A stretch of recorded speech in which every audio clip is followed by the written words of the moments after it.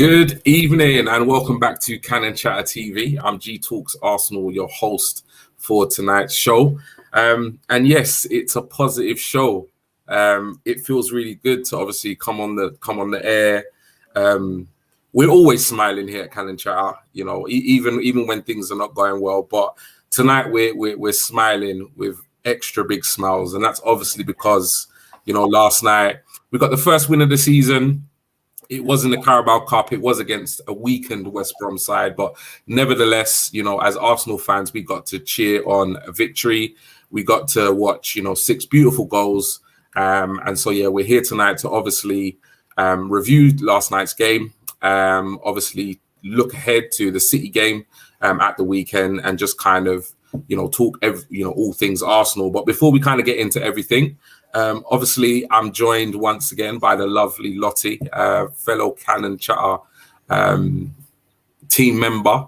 So how are you feeling, Lottie, after obviously last night's performance? Do you know what? I'm sitting on cloud. I'll be on cloud 9 till about midday on Saturday, and then reality will kick back in. I mean, we're back. Do you know what I mean? Our season started. Didn't have to wait till Norwich. Didn't have to wait like 2 weeks till after the international break. We are back. I'm so happy. Definitely. I'm just so happy. I'm just glad to be back.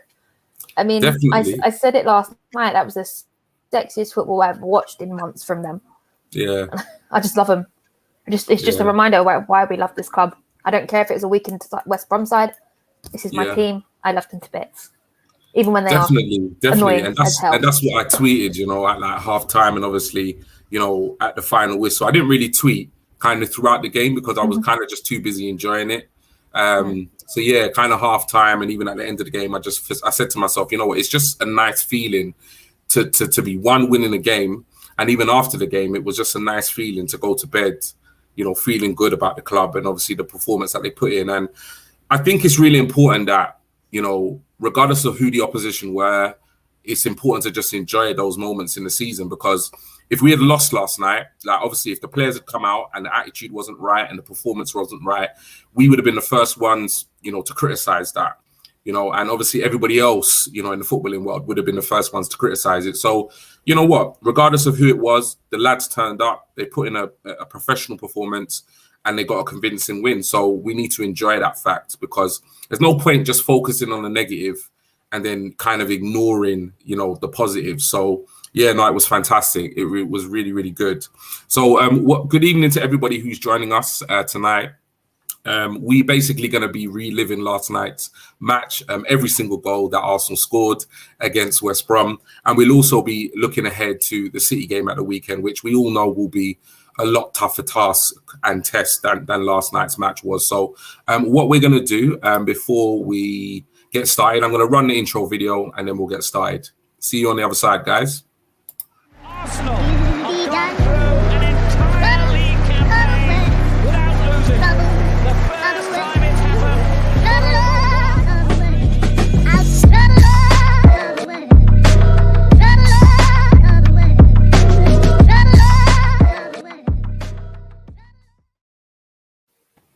Good evening again, and welcome back to Cannon Chatter TV. I'm your host tonight, G Talks Arsenal. Already done the introductions. I'm here with Lottie once again, as usual. And like I said earlier before, if you've just tuned in, we're going to be reliving last night's victory, a 6-0 win against West Brom in the Carabao Cup. And we'll also be looking ahead to what will be a tougher test against City in the Premier League this weekend. So yeah, obviously, I think, you know, kind of like in I think the last show that we did, it wasn't a very positive show. If you remember, Lottie, you know, we were talking a lot about, you know, back-to-back defeats in the Premier League. We were talking a lot about Arteta's potential, you know, near future, ins and outs at the club. And yeah, the mood wasn't very positive. We tried to keep it as positive as possible. Obviously talking about Sambi Lokonga and the start he's made at the club, etc., etc. But yeah, just before we kind of get into the actual performance itself, we'll probably touch probably the best place to start is obviously with the lineup that came out like a little bit, you know, sooner than the game. Now, I'll bring it up on screen. Let me know if I need to scroll in a little bit more. Just a tiny bit more for me. A little bit more? No problem. Yeah?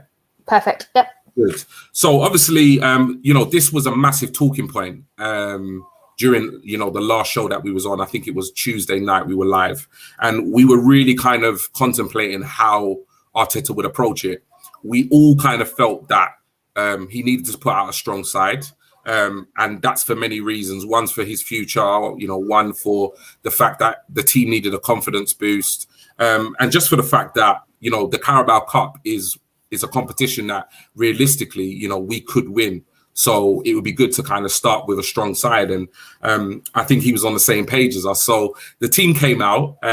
Looking at the team, what did you make of the team, the formation, the team, the personnel? Just what were your thoughts when the team news came out in terms of who was going to play?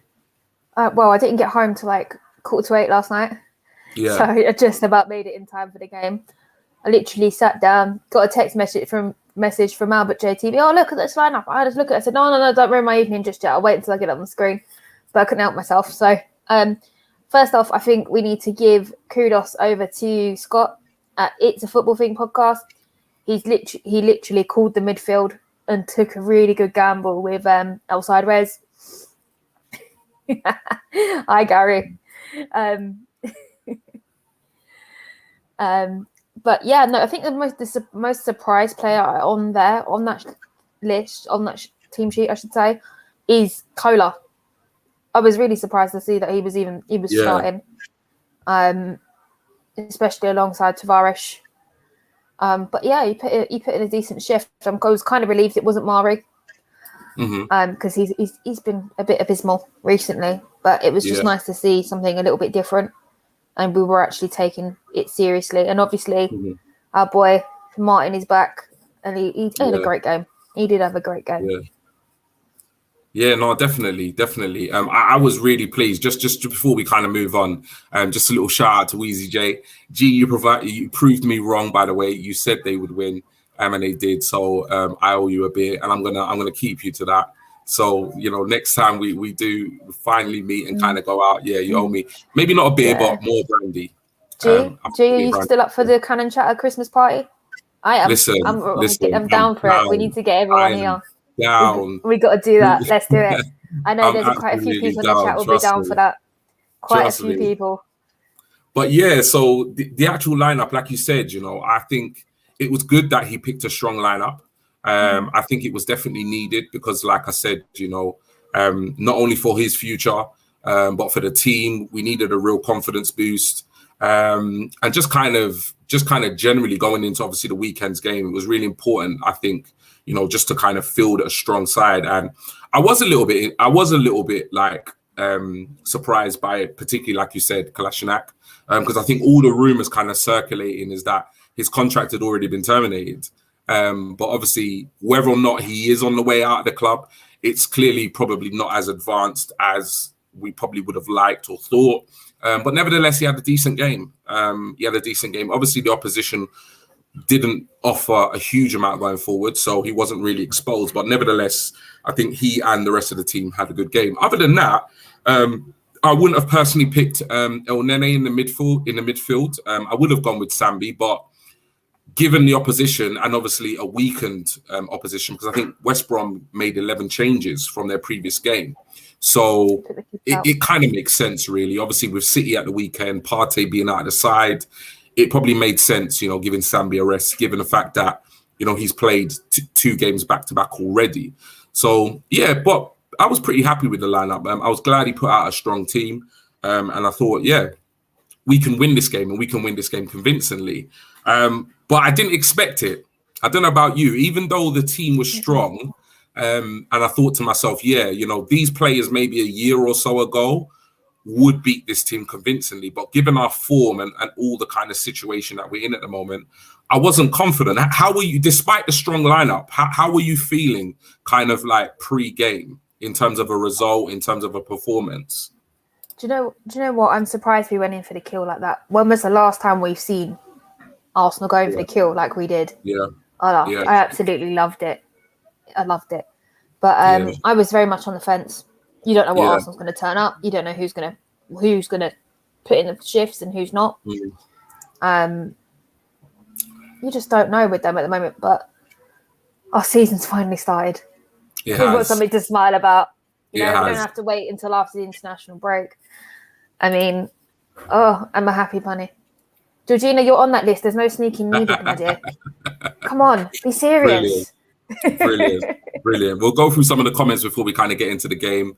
So first of all, we've got here Calvin. Good evening, Calvin. El Sideways must have turned his body 90 degrees for the slide rule assists.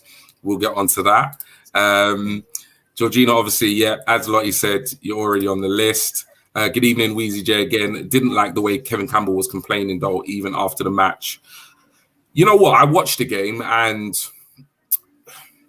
I can kind of agree with you, like Jay, and disagree with you at the same time. I felt like it was pretty unfair in terms of the criticism of the performance, but I just think that Kevin Campbell, being the gooner that he is, I just think that was kind of almost like pent up frustration in terms of how we've been playing. And I think with him, he just wasn't satisfied at, Arsenal potentially getting, a 2 or 3-0 win. I think he wanted us to go for the jugular, get as many goals as possible. And I think, obviously they didn't listen to him. They responded to Arteta in the dressing room and they did that. So I kind of agree and disagree. But yeah, he was quite negative, but I just think that kind of reflects more the state of Arsenal at the moment rather than the actual performance. Keith, good evening, Keith. Nice that you're with us again. Matt, lineup was good. Would have liked to see one of the more youth players in the team. Yeah, and I think that's something that we discussed in the last show. We kind of said that he could have gone a lot younger. He could have gone a lot weaker. But I think given the situation, I think it was quite wise that he did go strong. And I think on reflection of the result, I think nobody can really deny that that was a good idea. David, season finally started, ends after City game. Don't say that, David. Come on. David, come on. Don't say that. NBB 30 TV, nice to see you again. Visiting our lives. Good evening, everyone. Okay result from the Gunners. We done a job. Are through to the next round, definitely. Yeah. We're not going to get carried away. We know it was West Brom. We know it was a weekend side, but it is what it is. You can only beat who's in front of you. Gee, it's only AFC Wimbledon back next. Come on, we're at home. Come on. We've got a nice little trip. I mean, when Brentford came up on my screen, I was sitting there watching the draw, and I was having really bad flashbacks of Brentford, and I was like, please, no. And then the other team was pulled out. I was like, oh my God, thank God for that. And then every time it was like one of the bigger teams called, I was like, no. I'm just so glad we got AFC Wimbledon next. Yeah. So glad. This is an interesting point from Gary. So if Kohler plays centre-back, then doesn't that mean centre-back depth is short since Kohler wants out? And I think obviously, I don't know. You have a go with that one. What do you know what? I can agree with Gary, but I'm at the moment, I'm leaning more to disagree because we've got four. We've got four people. I mean, I know Gabriel's out at the moment. He's coming back. He'll be back after the break. Yeah. Obviously, Ben White's going to be back. So I think having four there is enough. But Kohler's a squad player. He's just an extra body for me. That's what I mean. I think he's just handy to have there. He did put a shift in last night, though, so credit to you. It's unfortunate. Like most teams in the Premier League are not going to have their two first starting centre backs out at the same time. Obviously, Gabriel from the Olympics, Ben White with COVID. So it's good that you have the likes of Tierney who can play centre back. Obviously, Kohler. I don't think he's going to be at the club very long, but I think it's a case of just more. I don't think it's a case of lack of squad depth. I think it's more to do with the fact that at the moment we just don't have any luck when it comes to injuries or COVID. But yeah, it's a fair point. I think most teams would prefer to have 5 centre backs. You have your 2 starters, your 2 squad, and then you kind of have your versatility player. But I feel like we've got that in the likes of Chambers, Tierney, and obviously Cole, and now he's still at the club. But very, very, very valid point, Gary. Calvin, we'll do a couple more, then we'll get started. If we play this well against City, it won't be a bad game. Look, if we turn up, we will be competitive. You know what I mean? I'm not saying we're going to win the game, but if we turn up, we will be competitive. Ryan, good evening, Ryan. And here's David. It's okay, David. I know exactly what you mean. It's cool. It's all right, David. We forgive you. It's fine. You're good. And lastly, hi guys, following through, happy with the way we were rampant yesterday. And yeah, I think, we can all be happy with that. So I think that's a new person. That's a new name. I've never seen that name before. No, I may have, I may not have. I don't know. I don't think I've seen that name before. Are you new to the Cannon Chatter Lives? If you are, do let us know. If you're not, then apologies. But like the comments do get really, really busy. So we can't always kind of keep up with who's watching for the first time. And there it goes again. Is Uber back or is it just for West Brom? Well, look, we're going to discuss that as the show goes on. So obviously the match kicked off and it didn't really take us long. What did you make of the start? Obviously, Aubameyang scored on the 17th minute, and we'll go into that. But what did you make, of the start of the game leading up to that point? Did you feel like the players came out all guns blazing, or did you feel like it was a slow start? What was your impression, like kind of like the first 15 minutes? Do you know what? It was somewhere in the middle. They were up for it, but I was just waiting for the energy to like completely step up. Love that. And I was just waiting for the energy to step up, and then all of a sudden we kind of like stepped it up a gear, and we went out there all guns blazing. And I think after that first sort of tap in from the man himself, it was a game changer. We haven't had a goal in so long. It was a complete team confidence booster, and we were off. That was it. Yeah. I mean, definitely. I think it would have been if Holding's header had gone in at Chelsea. Would have been a different game. I still stick by that, but it's what it is with that. We're not talking about nonsense. No problem. It's good. It's just nice to see him back. Nice to see him with a smile on his face. He had an improvement at Chelsea, feeding off the energy from the fans. He clearly did it throughout this game. I mean, I was listening to those fans in that game, and it gave me goosebumps just to hear them all singing his name, and his energy just went from like 0 to 1,000 within. He had a spring in his step last night. Yeah, really I mean, regardless of the opposition, he had a spring in his step. And so it did take. So it was It was on the 17th minute mark, and to be honest, like the lead up, it wasn't the best. I do think it was. People depends how you look at these things, but I would say it was great play by Saka. The ball kind of broke. It was a combination of good feet, good footwork, as well as a little bit of luck. What I liked is that as soon as he got a sight at goal, Saka took a shot. Obviously, the keeper parried it, and Aubameyang was there to tuck it in. But I've kind of got an opinion on the goal. But like, what did you make of the goal? Like, obviously, it was a tap in. It was against West Brom. It's not something to go completely crazy about. But how were you feeling at that moment when we scored on the 17th minute? Can I be honest with you? My voice still hurts. It was sore from the Chelsea game, and I like because it went in and because it was him. I literally screamed my living room down. About half time. My landlord came up to me and said, "Are you all right?" I was screaming at the screen. I haven't cheered that loud in so long. I actually hurt my voice cords. So you'll see me sipping a lot of water tonight because it's still quite sore. But it's just as I said, it's so good to see him back. Yeah, I mean, we've been waiting for this for so long. I just want him to continue now and keep it like this all season. Yeah, I think what was good about the goal, like I said, when the goal went in, I just thought, okay, yeah, fair enough. This is tap in. We're 1-0 up. I wanted us to get an early goal because I think the longer the game went on without a goal, that's when the kind of the in terms of the confidence is not high. So the heads will start to drop. They start to get a little bit lazy and laboured. And I thought the energy levels would really drop. So when he got the goal on 70 minutes, I thought, yeah, good. But it wasn't until I kind of watched it back and I thought to myself, you know what? This was the Aubameyang of old.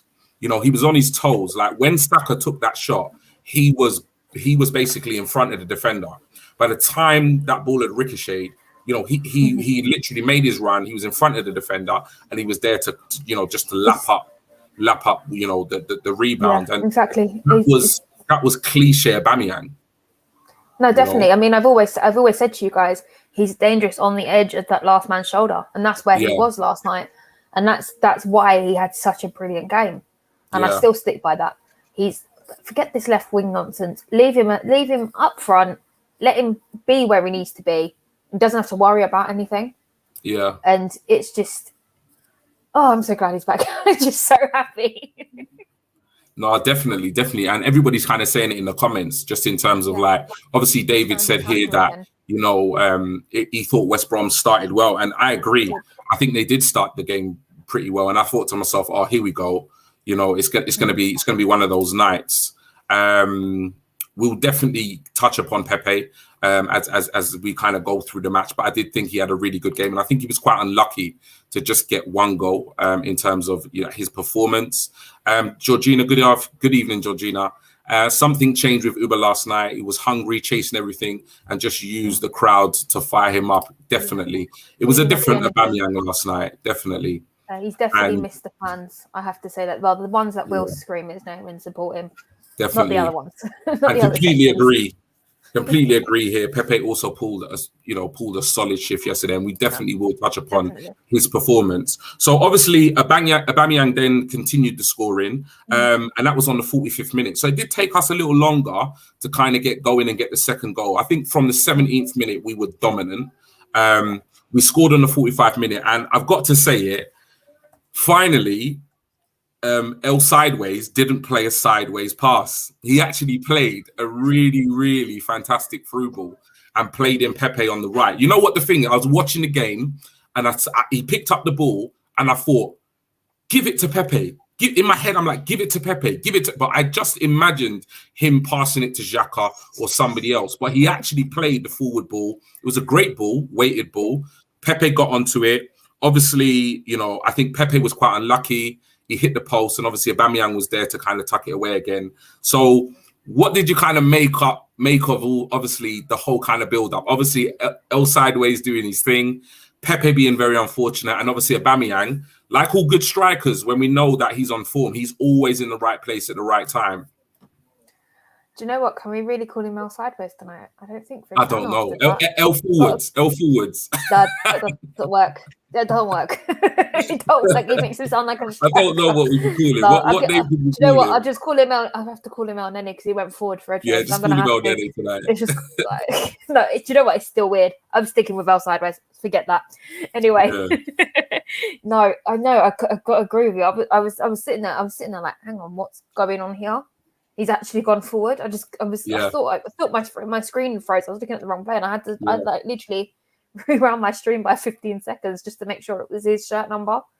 Yeah. And I was actually quite surprised, but he picked out the right pass for a change, and it just flowed. It just completely flowed for him last night. It was really, really good.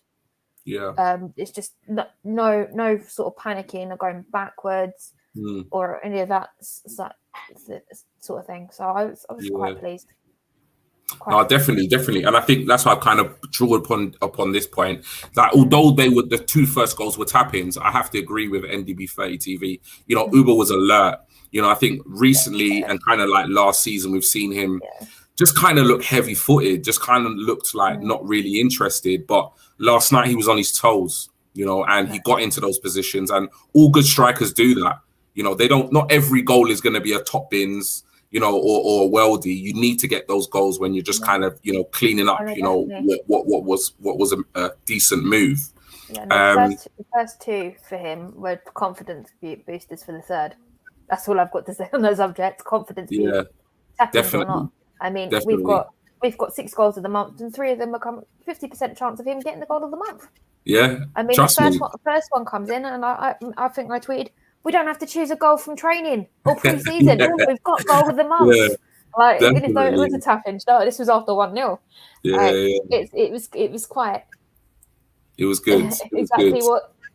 Or I do apologise if I say your name wrong. Is it Takudzwa? I think. Apologies if we pronounce that wrong. Takudzwa. I do apologise, but I completely reflect that feeling right now, and that's on the screen. About being worried about the goal of the month, and like literally, now we've got 6. We've got 6 to choose from. 100%. And it doesn't 100%. matter. And Weezy J just rolling in here with the comments as he always does. El Messi was showing Arteta that he doesn't want to be sold. Absolute quality. But yeah, as the game obviously, obviously at this point, like we were just completely dominant. 2-0 up. I think at that point, the game was over. And it was just a case of, I was going mental in my sitting room, and my son said to me at one point, he was like, "Oh, like that, chill, like they've won the game," and I'm like, "No, this is the problem with Arsenal, is we will be on the ascendancy, we will score goals, but we don't take apart teams like when we are in the ascendancy and when we're playing well. And I'm like, I want to take them apart. Like, we don't owe them nothing. We don't need to be kind to them. Like, we just, regardless of whatever team they've filled it out, we need to beat this team 5, 6, 7, 8, 9, whatever it is. We need to just go for it. So obviously, I think it was only about a minute later, I believe it was, when so it was Uber was played in on goal, and at that point, I felt as though obviously, you know, he scored 2 already. You're going to think to yourself, well, Aubameyang is going to put this away. And, you know, he went for the kind of cheeky lob. The goalkeeper made a decent save. And then obviously debate whether or not it was an attempt at goal. I think he was trying to do the bicycle kick into the goal. It kind of sliced it. It fell to Pepe. And obviously Pepe stretched out a leg and got the 3rd goal. So at this point, were you pretty much like game over, game done? 3-0 at half-time. Do you know what? As half-time came and I was sitting there thinking to myself, right, they're going to slam the brakes on. Game sorted. Yeah. How wrong was I? Yeah. But do you know what? For that goal, Pepe was in the right place at the right time. Yeah. I've got to say his positioning, everyone's positioning was so much better than usual last night. It was just so great to see. I mean, the confidence radiating from the team when we were like 1-0 up was just like, you could see it instantly. I mean, yeah, you could hear the Arsenal fans like singing, "Is this the library?" You know it's bad when we're singing, "Is this the library?" Do you know what I mean? This is what comes from our cost for at the Emirates. And I've never seen the Hawthorns so quiet in all my life. I was absolutely loving it. And I think they were kind of up for it because we're the ones who relegated them last season. And I think it was just that return was just a little bit like bittersweet. It was brilliant. Definitely. And I think, you know, that's something that I think Pepe needs to add to his game, because we know Pepe can score spectacular goals. We've seen it. But at the end of the day, he plays in the front 3. So he needs, I think one thing that I kind of criticize Pepe about is he does it at times, but he needs to be in and around that 6-yard box. You know, there are times when he needs to kind of put himself in those positions, because I think a lot of the time that's what we lack at Arsenal is every goal, we want it to be a worldie. We want it to be a spectacular goal. But I'm happy if we go throughout the whole season scoring tap-ins. Listen, tap-ins, goals win games, whether it's top bins, whether it's, you know, twisting past like 5 or 6 players or tapping it in from 2 yards. Goals win games. So I'm kind of glad that of the 6 goals, 3 of them were tap-ins, to be honest. And I do think that's something Pepe does need to kind of add to his game, is obviously to get more goals. Kudzwa says here, Ramsdale display, top shelf, best debut he can ever get. Boy, is going to be a legend. And we will definitely touch upon Ramsdale debut a little bit later in the show. So thank you for pointing that out. And Keith, good evening, Keith. Lovely to have you with us. But yeah, so obviously halftime came, and I think like you, I kind of felt as if 3-0 down, we were going to take our foot off the gas, and that would be that, you know. But obviously on the 50th minute, I think there's 2 things we need to talk about here. One we need to talk about is this guy, Starboy, Saka, absolute legend. But we also need to talk about the pass from Odegaard. So Saka picks up the ball, plays what I'm not sure was meant to be a 1-2, but Aubameyang kind of let the ball flow because I think he might have been in an offside position. Obviously, Saka got on the end of what was an absolute beautiful flick through ball to him, and obviously just tucked it away beautifully. Great finish. So yeah, talk to me about the goal, most importantly, or I don't know which one. Both are really, really great things to talk about. But talk about Saka, talk about that Odegaard pass. Do you know what? It's just nice to see the little Chile back. He hasn't been the same since he came back after all that nonsense over the summer after the Euros. Agreed. But it's not nonsense, it's abuse. It's disgusting from certain sections. I mean, he's gonna get it this season because now we're all back to our domestic rivalry. I mean, the Arsenal fans will be behind him. He's a solid favourite, so I think do you know what? He'll be fine this season, regardless of what everyone else says. I don't. You know what? It's true, you know, because obviously, like, you know, us as Gooners, like we know what he did last season, and we obviously saw, we did the Three Lines show where we covered obviously England's, journey in the Euros, and we could see as soon as he got his opportunity, he did exactly what he did in an England shirt, what he's been doing in an Arsenal shirt. But I think obviously where, physically it would have taken its toll, because we've got to remember he's still a kid. So he didn't really have a summer. He kind of still played throughout the summer. And I think emotionally, although he had the overwhelming support from the majority, obviously it would have had an impact, seeing a lot of the negative abuse that he received. So I think the combination of the two, in the two opening games, he wasn't at his well. I don't think he featured in the first game, but the second game, he wasn't at his best. And I did feel like there were some grumbles on social media about like his performances and something. And I thought to myself, like, this is a little bit unfair, So I'm kind of just glad that, he got the start last night. He got the goal. He was influential throughout the performance, because I think he's just going to be, a massive player for us this season. And I think we forget that this kid's 19 years old. Yeah. We really, really do forget. Imagine, like, remember what we were doing at 19. Do you know what I mean? No comment. That was nearly as of October. As of October. That was 10 years ago. Don't want to think about it. Thank you very much. No, but back to Odegaard. That flick. He's just so cool, calm, and collected, and he picked out that right pass to Saka on the 1-2. It's something that I've kind of missed. Yeah. Because obviously, long gone the days of Ozil when he wanted to play for us. Yeah. I mean, I think if that was an Ozil pass and it was Ozil who did it, there would be an absolute blank fest over it. Because it's Odegaard, I mean, nobody really cares. But do you know what? I'm expecting bigger things from him this season. Yes, he's only had 14 Premier League, a few Euro games with us, but you know what? I don't care. He's a smart boy.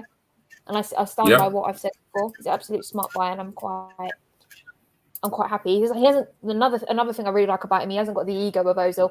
That's one thing I'm so glad he doesn't have. Yeah. The talent that he is. Look, I think with Odegaard, I'll have to be honest. I wasn't absolutely thrilled with him when he came, but I think you kind of got to put it into perspective that he came in January. He hadn't played a lot of football, and his performances, he didn't set the world alight. Obviously he scored against Spurs, which was great. He had one game in particular against West Ham where he literally bossed the game. Obviously, I think we were 2-0 down, and he was instrumental in earning us a point on that day. So I have to admit that I was very much on the Maddison bandwagon. I did, and that's mainly to do with the fact that I wanted Arsenal this season to buy Premier League proven players. I wanted the likes of Aarons, Basuma, Maddison, because I just feel like where we've kind of gone foreign in the past. Nothing against foreign players, but a lot of them do need a season, maybe two, to kind of transition. And I just thought the position we're in, we need to just get players that know the Prem, inside out. But nevertheless, we didn't go down the Maddison route. We chose Odegaard. And I think regardless of what our opinions are on who Arsenal should have bought or shouldn't have bought, he adds something to this side going forward. He has an eye for a pass. And personally, as much as I love Smith Rowe, and Smith Rowe is fantastic, he is very young. And I think just in terms of where they both are in terms of ability to pick a pass and unlock a defense, Odegaard for me just edges him in terms of that ability to kind of play that killer pass. I wouldn't even necessarily say that he's necessarily a better player, but he does have that ability to just unlock a defense with a pass. He did it on so many occasions last night. And I do think, had he not been in the side, I think we could have potentially struggled against West Brom. But every time he picked up the ball, he was looking forward and he was just unlocking their defense, literally every pass he made. So he's a gooner, and, he played well, on his second debut last night. So hopefully, it's more to come, in terms of kind of like moving forward. So I think we'll get through some comments before we kind of move on to some of the other goals. What have we got here? Right, let's see. So we've got Calvin. We have to praise Arteta too. On many levels, he orchestrated a performance that he was feeling the pressure, and yet he didn't go desperate. It was a measured lineup and confident. And yeah, I think that's one thing, we do on this channel is that, when things are not going well and there is room for criticism, we give it. And where there are times when things are positive and we can enjoy the performance and we can obviously acknowledge that the manager got it right, the players got it right, by all means, we're going to support them and we're going to actually, tell them they did a good job. Takudzwa, you pronounced the name very well. Now attempt the surname. Oh, mate. Oh, God. Are you really doing this to me? Come on, Jake. I would say Chibaira. I don't know, Chibaira, maybe. I'm not too sure. Apologies. Yeah. If I got it wrong, apologies. Let us know if you got it right. Weezy J, Saka, aka the Golden Child. He was amazing from start to finish. He's back. Yeah.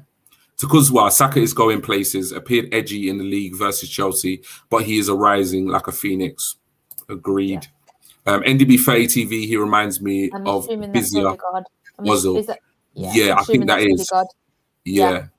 What would you say? Would you agree with that, Lottie? Do you know what? Yeah, I would. The thing is, at times I kind of remember watching Ozil and wondering why the hell are you standing there? Move. And like this was towards the before it went really downhill, and it was just like I found him a tiny bit lazy at times. Although I did admire his talent, he was just lazy. Yeah, and it just the ego and the attitude. We all know the story. So yeah. Definitely.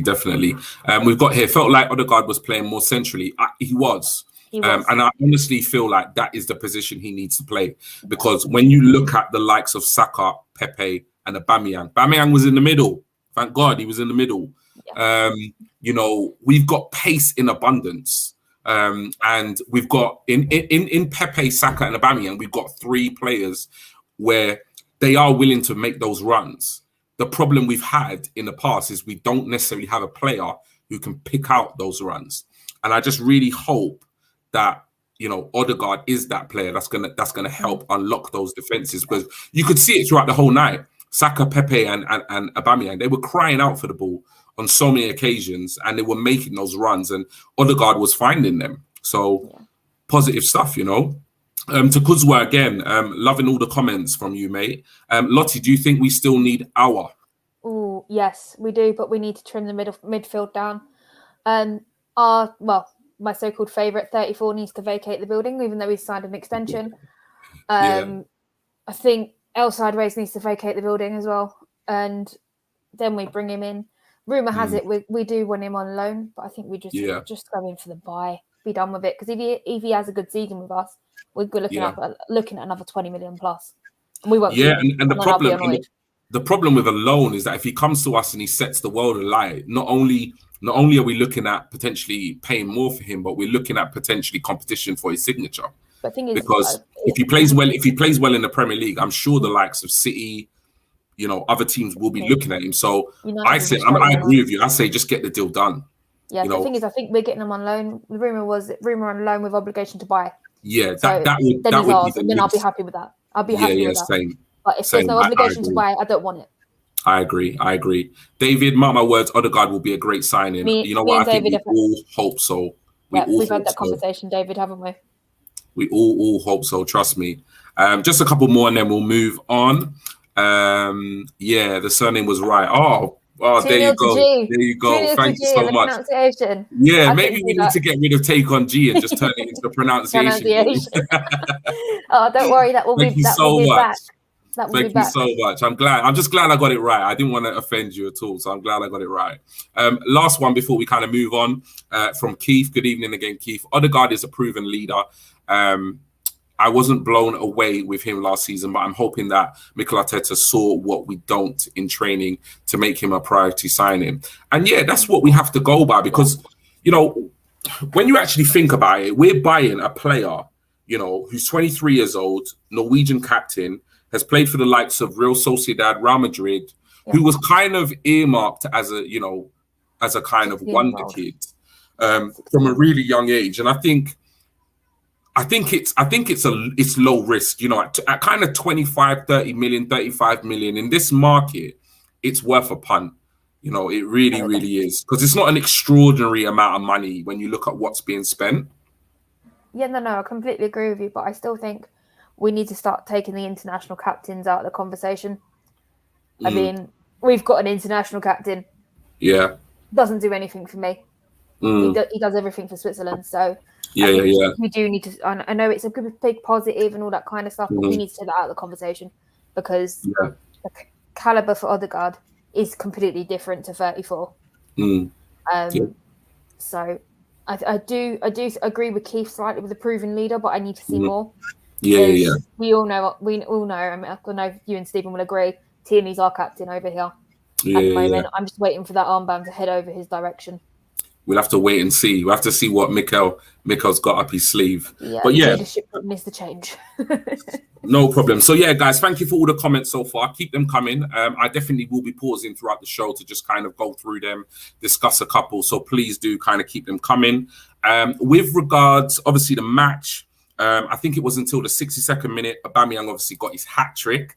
Now, this was vintage Aubameyang. Like, this goal was Aubameyang of old. Not last season, but the season before. One touch to open up his body. Top bins. When that went in, what were your thoughts, Lottie? That was probably the cream of the crop in terms of the goals that were scored last night. I kind of lost my glass. It was empty though. It was empty. I lost my glass, so it didn't break, which is good news. But I kind of lost my glass. I lost my glass when that went in. I mean, that is Aubameyang. That is just classic Aubameyang. It was beautiful. It really was, because it got to the point where the second half would come around, and I had to switch it. I had to mute all the group chats. I had to mute our group chat. I had to mute the guys that I go to football with. I had to I'm in like 4 or 5 group chats, and obviously I'm like a minute and a half, 3 minutes. I think I was 3 or 4 minutes behind you. Yeah. And I'm like, I had to be careful. I had to be careful what I was messaging.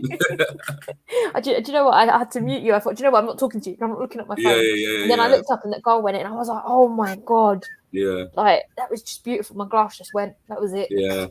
Yeah, definitely.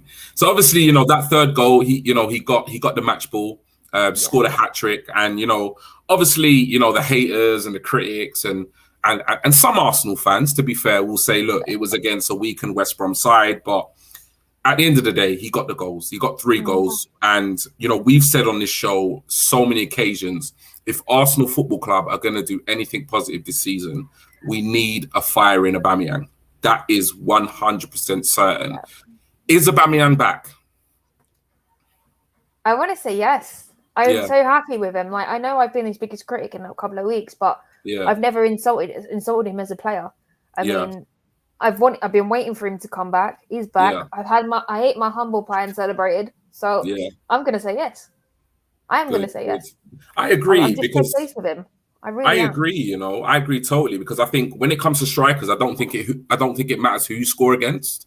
I just think goals breeds confidence, and you can see where the 2 goals he scored. Obviously, it was great movement in terms of like getting the tap-ins, but you could see how, had the first 2 goals gone in, I don't think the third would have gone in if the first 2 hadn't gone in. And I think you even mentioned it earlier on the show, like the first 2 goals gave him confidence to score the third. And we all know a confident Aubameyang scores worldies.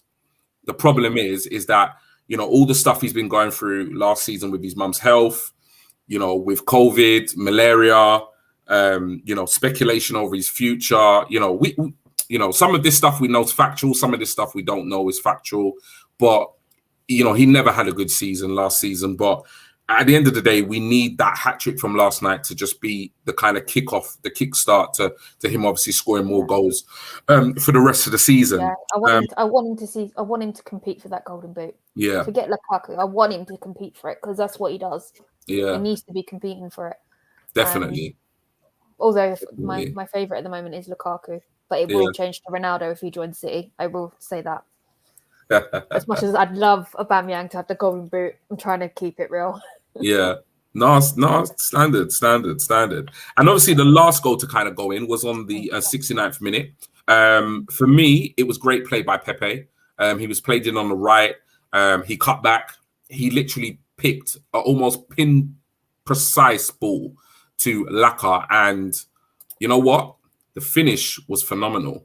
It was a really, really good finish, low down to the right-hand side of the keeper. Keeper had absolutely no chance.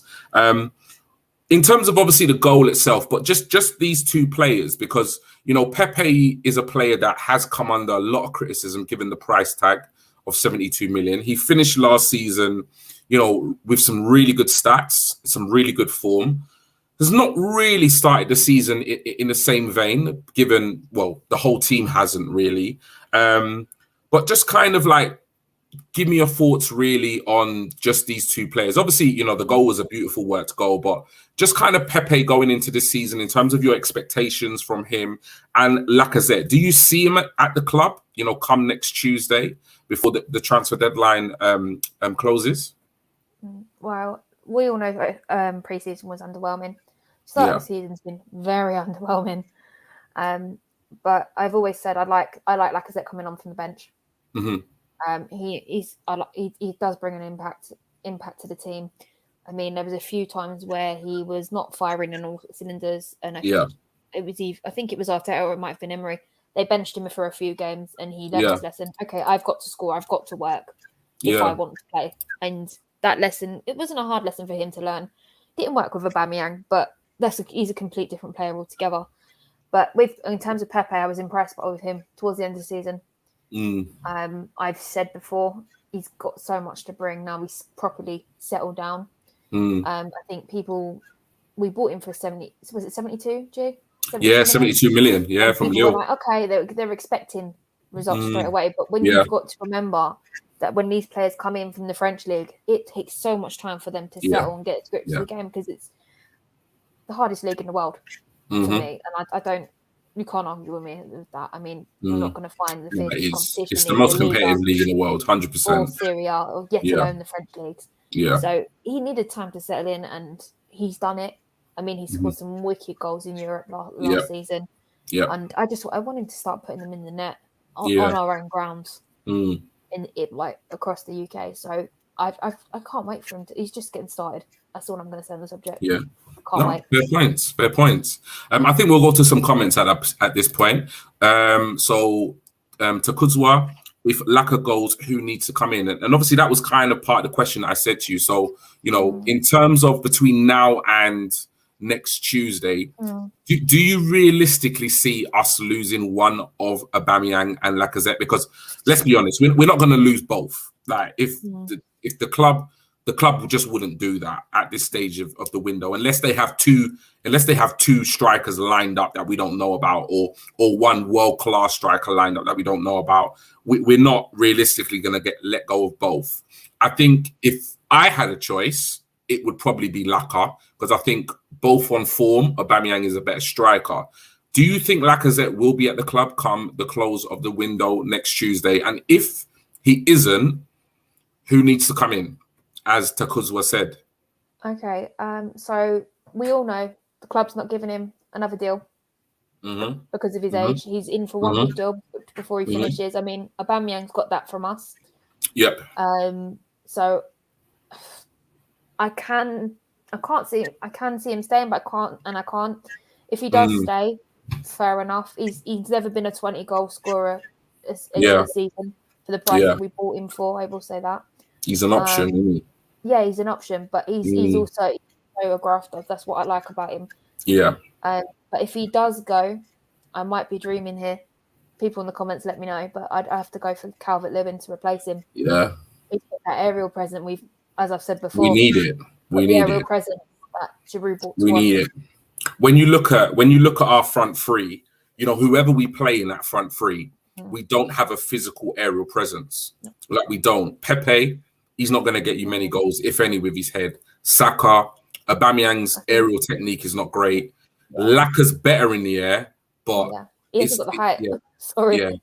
Yeah. If we get rid of Laka between now and the end of the window, we've got to go for a player with physical presence who can get on the end of crosses. Like that's just a fact.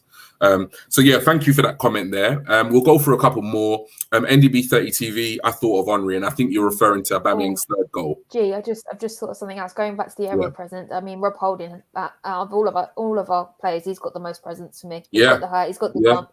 He just can't get his head in the right place to get in the goal. Yeah, Chelsea. I was just thinking about it, and I thought, it's only really Rob that does it. I mean, ESR tries. Saka, he's not really a jumper. He doesn't really jump from what I see. No, it's true. It's true. Next, we've got Takutwa again, Nketiah, Balogun, and Martinelli. Rate them from your point of view. Who is higher on Arteta's pecking order? Well, do you want to take that one? Eddie's down the bottom. He's off to Palace, isn't he, for 11 mil? So Eddie's down the bottom. He's the only one that had a brilliant preseason. I will give him that. Balogun would have to be second, but I still think he needs a loan out. I mean, Aziz has just gone out to Portsmouth tonight, hasn't he? Supposedly, he's one of our academy boys. Loan him out. Keep Martinelli, because if Martinelli goes on loan, he gets put up every game. Yeah, we're going to lose him. So whereas Balogun, he's tail end. And then I agree with you. I agree with you 100%. That's the safest route for me. I mean, I believe on my first lottery show, I had this chat with Jess from She Knows Arsenal, and she's completely right. Like, I never really thought about it like that, and I've completely agreed since I was told. You know what I mean? No, I definitely agree with you. I think Eddie's on his way out. I don't think Arteta sees him in his plans. Balogun, I think Balogun is highly rated, but he's just not ready yet for this level and needs a loan. Yeah, and as you said, I think Martinelli of the three is, in terms of development, he's a bit further along the way, and I think if any of them is going to get any minutes, it should be him. So I completely agree with you. Weezy J, when the third goal went in, I shouted Aubameyang blood clot.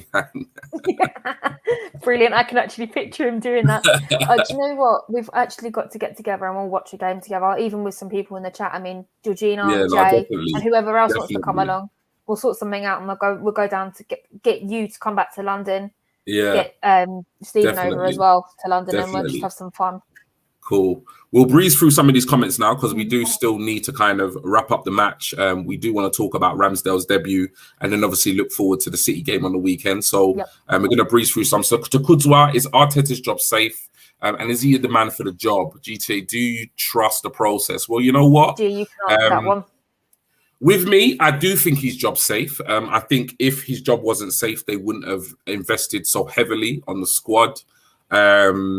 I also think that the Kroenkes, if you kind of look at their kind of, performances with the other teams that they kind of own and manage or look after in the US, they tend to go for the kind of Arteta mold in terms of manager being young, etc. Quite inexperienced, but quite young. And I think, they're looking for more of a long-term project. I don't think, even though I thought Arteta's the game last night was a must-win, I felt it was a must-win for the team's confidence, not for Arteta's job. Regardless of what my opinion is or what Arsenal fans' opinion is, even if he had lost last night's game, I don't think he would have been fired, in my honest opinion. So I think his job's safe. Is he the man for the job? I think the jury is still open there. I'm not sure. Because I wasn't completely convinced by his appointment in the first place. I've seen signs of improvement, and I've also seen worrying signs where it does feel like sometimes we are going backwards. So in terms of trusting the process, I'm skeptical. I want the process to work. Will the process work? I'm not too sure. So I'm going to be boring to Kudwa, and I'm going to sit on the fence a little bit just because I'm really not sure. And I think one of the other kind of contributing factors to that, me being not unsure, is that when I look at the Arsenal owners, firing Arteta, I don't think solves much because honestly, I feel like they are the root cause of the issue. So if we were to sack Arteta, they would only replace him with a very similar mold of manager, young, inexperienced, somebody who isn't going to come in and challenge them as such. People talking about Conte, we're not going to get a Conte. Conte infamously falls out with all the owners and all the boards of the clubs that he, manages. The Kroenkes would not even entertain bringing Conte to the club. So to kind of answer the question, I do think his job is safe. Do I think he's right for the job? I don't know. And do I trust the process? I'm skeptical. But yeah, he's not going anywhere, just yet. And I don't think, in terms of the long-term future of this club, I don't think that rests on Arteta's shoulders. I think it's a lot more to do with the ownership rather than who's manager of this club. Any thoughts on that, Lottie? Yourself? I'm very much on the fence. Oh, evening, Scott. Sorry, is the red cannon. You're right, mate. No. Yeah, no.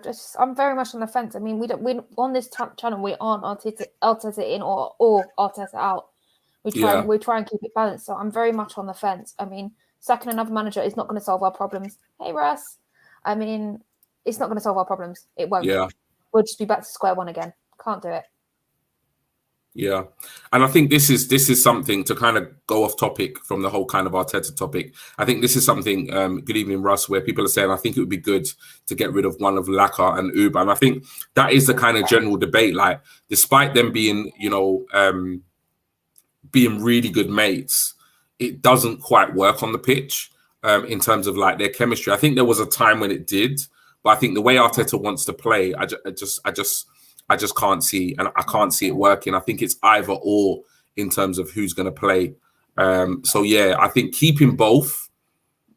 I think even if we do keep both, it's not going to be for long because, as you said, there's no signs of Lacazette signing a new contract. So regardless of what happens, he's going to be off next summer on a free at this rate. So there could potentially be movement, I think, with Lacazette between now and Tuesday. I've not heard or seen anything of any kind of merit. Or kind of, concrete evidence. But I think if a decent bid comes in for Lacazette between now and Tuesday, I think Arsenal will be tempted to sell. I really do. Excuse me. Calvin, we have seen him do it for Lille against us. So it's an insight. So it is inside him. I'm hoping this year he loses volatility. I think his head can be taken with surrounding events. He feeds off the surroundings. I think you're talking about Pepe. Yeah. Is that Aubameyang? No. I think that is Pepe. Yeah. No, I completely agree there. Gary, in the past, the two tap-ins don't happen because he was never in the goal area. That's improvement for me. The next four was great, and there were other opportunities, so it was a good day. 100%. Absolutely 100%. The red one, of course it was a good day. Legend has it, Russ has 45 Chrome tabs running concurrently.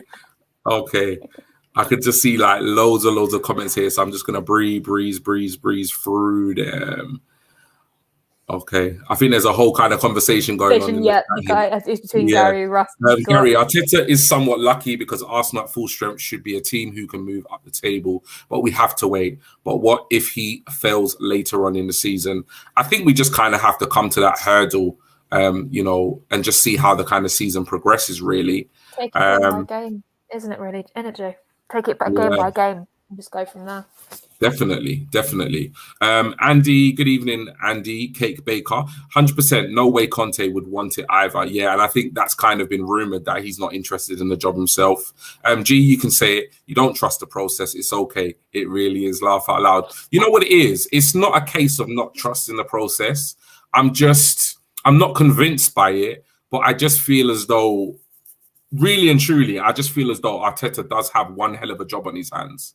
And I think most managers, even the so-called greatest managers that are around nowadays, the Klopps, the Pep Guardiolas, if the Kroenkes threw incredible wages at them and tried to lure them to the club, I don't think they would take it.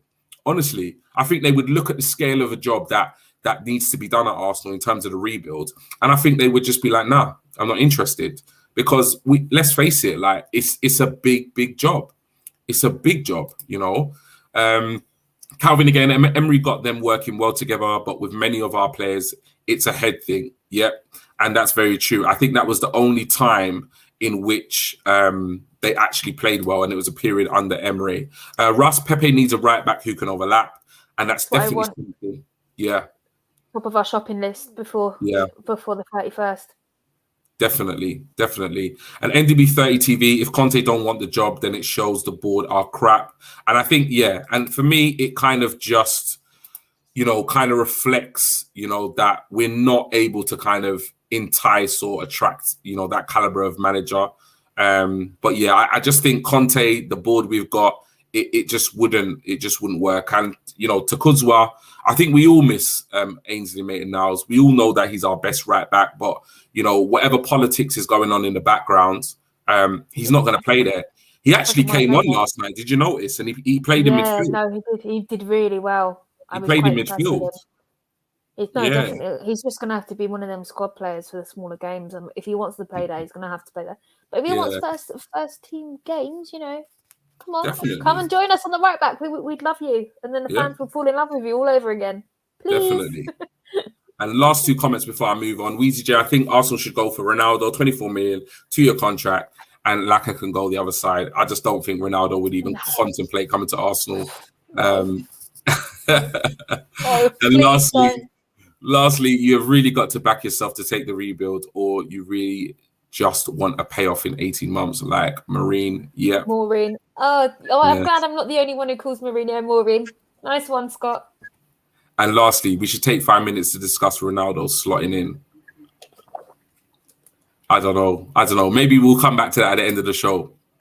Remember, it's so easy. You can talk about that. I am not commenting on that subject. No problem. Comment. No. Right. So to kind of just bring it back to last night's game, I want to touch upon this guy's performance. So obviously we know when this guy signed, he didn't exactly get a warm welcome from Gooners. Not all Gooners. I wasn't thrilled, again, by his signing. And to be honest, I wasn't thrilled by the vast majority of the recruitment we did this summer. I do feel as though there were probably potentially better options out there. But once he signed the contract and the club announced the signing, I backed him 100%. How do you feel he did last night in terms of his performance, his debut? Do you know what? I really quite enjoyed watching him. I mean, the photos of him celebrating every time a goal went in. I don't see Leno celebrating when a goal goes in. You just don't see the photos of him. He just sort of just stands there. Yeah. I don't feel like he's actually a part of the team sometimes. I mean, I am going to take pleasure in this because it was kind of great to see him pissed on the bench before the game. The fact that he was sitting there, I am going to take pleasure in that because I can. Because I've been waiting for Ramsdale to start. Yeah. And I've sort of just, I thought, you know what? There's certain sections of this fan base that completely turned on him. And he hasn't even had 90 minutes in a shirt. So do you know what? You've got to take into consideration what he had in front of him last season. Regardless if I've been saying, it's 68 goals he let in and all that kind of stuff. But do you know what? I was impressed with him. He was celebrating with the fans afterwards. Yeah. And you just don't see that anymore. I mean, most of those players are straight down the tunnel. I've got to give some credit to Aubameyang, Holding, and Leno, even Leno. At the Chelsea game, they actually walked around the pitch clapping the fans, and it's kind of like a mutual respect thing. Not all players want to do that, and when it is done, we love them more for it because it's acknowledgement. We're here to support you, win, lose, draw. Do you know what I mean? I mean, he's definitely going to be keeping Leno on his toes. I think I tweeted last night, my most liked tweet from last night was, "Watch out, Leno. You better be quaking in your boots. Rambo's coming for you." I saw that. I did see that. Yeah, I did. And you know what? It's funny because, like I say, I'm going to be honest. I wasn't thrilled with the signing, but at the same time, I always try to be fair. I always try to say, look, even though, he was relegated, 2-3 times, whatever it was, you can bring out all these stats about how many goals he's conceded, etc. But the last 3 seasons, for the 3 teams that he's played for, he's been player of the season each time. So, you kind of got to take it all into context and kind of come to almost like a kind of middle ground. So, I was impressed with him. And I think one of the things I was most impressed with was his shot stopping and also his distribution, which is a massive issue that we have in this team because the goalkeeper we currently have as number 1, although he's great, in moments. Distribution is not the best. And one of the things that Ramsdale's been highly applauded for is his footwork. So if we're looking at footwork and distribution, those are two areas of a goalkeeper that we really need in terms of how we play. So I thought he did all right last night. You know, I'm not going to get carried away. It was West Brom, but I thought, you know, he had as good a debut as he could have. Got a clean sheet, and when he was tested, you know, he did well. I've just got a text from Stephen. Yeah, it looks like Laka could be off to Juve to replace Cristiano Ronaldo. The reports are just coming in. Yep. Okay, so there you go. Stephen's not with us tonight, but he's looking. There you go. At the reports. And that is something. From Stephen. Yeah, that is something that, like I said, we kind of touched upon. You know, we did think. Yeah. I don't know what it is, but I just got this inkling that, you know, if out of all the players up front, obviously we know Eddie's going, but out of all the players up front, I do feel as if Laka could go. And if Laka goes to Juventus or if he leaves the club, Arsenal will sign a striker before the end of the window because they'll have to. They really will. I don't think we could afford for Laka to go and not replace him. Even though we've got Balogun, Martinelli, etc., we couldn't afford him to go and not replace him. But yeah. Well, but thank you for that, Stephen, because obviously none of us knew that. So cheers, appreciate that. Apologies about that. I just thought my phone. I went, oh. No worries. That's what we like. We've got here, Gary. Ramsdale's cost doesn't make sense if he doesn't become number one before season end. Leno will be pushing Arsenal to sell him ASAP if that happens. And I agree. I don't think we've bought Ramsdale to just be a backup goalkeeper long term. I don't think we have. I think we've bought him to be the number one. So I think, you know, for me, I agree with you, Gary. If that's not the plan, then it doesn't make sense at all. But I think that is the plan, personally. You know what? I think it's going to be before October. It's going to be before the October international break. I'm calling it. And definitely, David here, you know, we'll need to see how Ramsdale does against better opposition when he's in goal for us. Good debut, though. Completely agree. You know, good debut, but we need to kind of just, you know, put it into perspective in terms of we need to see more of him. Most expensive English goalkeeper in history to only play cup matches this season doesn't make financial sense. It is. It's a debate, you know, Russ. It's a debate. It's like it's one of those things, isn't it? What's your feelings with regards Russ's comment here? Do you know what? It's just the English tax. I mean, there's all new rules coming in, and I can see Arsenal already getting ahead of the game. We're getting the English players, English homegrown players, I should be saying, in. And I'd rather have Lewandowski than him. Right, anyway. We're just playing by the rules. I mean, we're one of the very few clubs who play by the financial fair play as well. So I think we just play by the rules too much. I mean, everybody else just goes and overspending and all the rest of it. Definitely. And Red Cannon here, good evening, says signed off with a good goal if that is the case. And it was a good goal. And I think, you know, if he's going to leave the club, you know, it's one of those things where you know, if he stays, to be honest, if he stays, I wouldn't be disappointed because I think although he's not the striker we envisioned him to be in terms of goals, he puts in a shift, he works hard.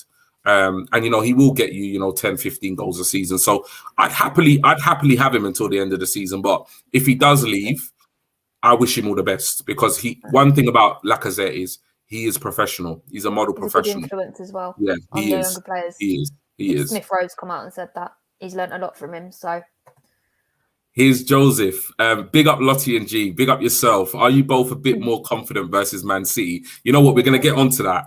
I'm gonna hold fire there. I'm gonna hold fire there because I know Lottie was ready to go, but I'm gonna hold fire because we're gonna get onto that. And listen, this is gonna be the last comment before we actually wrap things up with regard to West Brom and we move over to the obviously preview of the City game. I think goalkeepers have always been undervalued, and it's definitely that position on the pitch where, you know, people generally don't give them the acknowledgement that they really deserve. You know, because obviously the goal scorers and the attacking players get all the you know, the accolades and the highlights. Weezy J, last one. Now they news Arsenal going in for Sterling.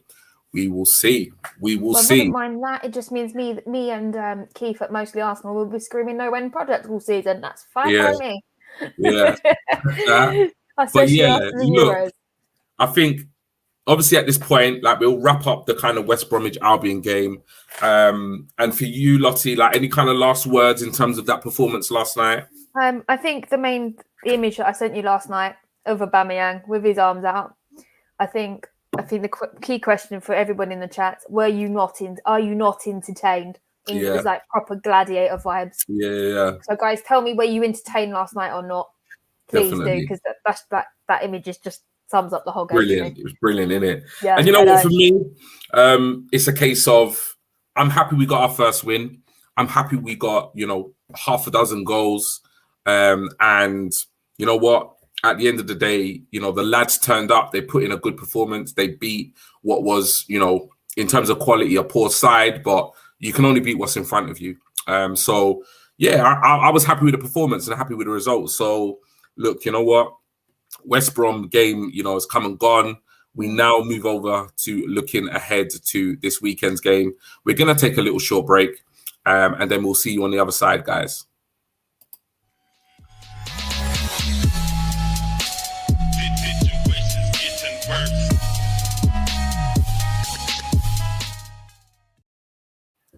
So, yes. So obviously we've just wrapped up the review to the West Bromwich Albion game, which was a 6-0 victory last night.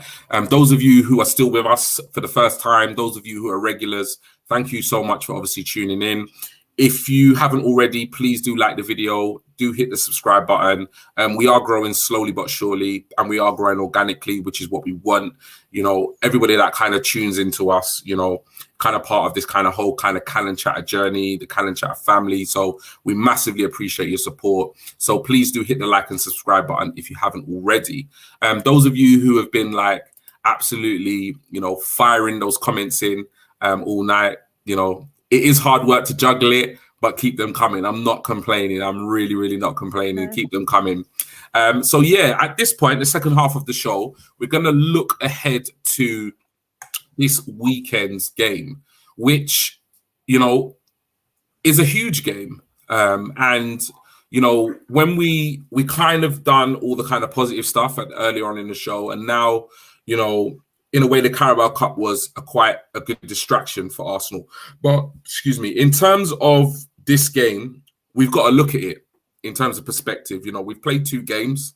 We played Brentford, who were a championship side last season. Bless you, Lottie. Bless you.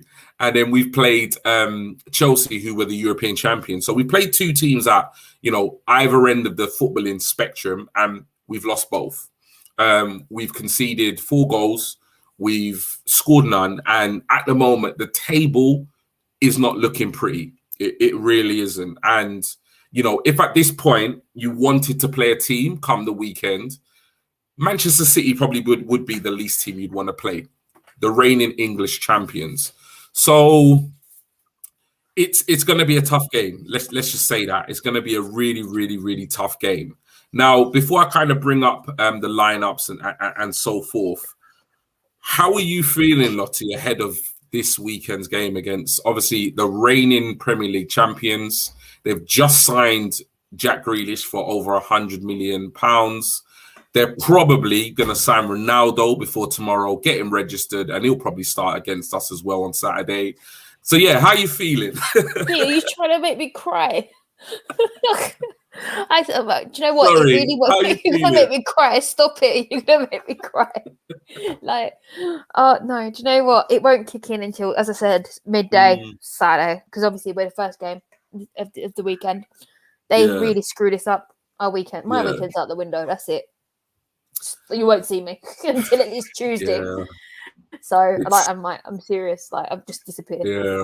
I had enough stick of some Chelsea fans, and I really don't want anything from the City fans this weekend. Yeah. But, do you know what? If we can play like we did yesterday, we might stand a fighting chance. If we hold out the first 20 minutes against them, they've run out of plan B. They don't have plan B because they don't have that striker at the moment. And even though they did absolutely smash Norwich the other week, It's completely like this. It's Norwich. Do you know what I mean? Yeah. They've lost their key player to Aston Villa. They've got maybe one superstar left, which is our favourite to come and join us at right back, which is Max Aarons.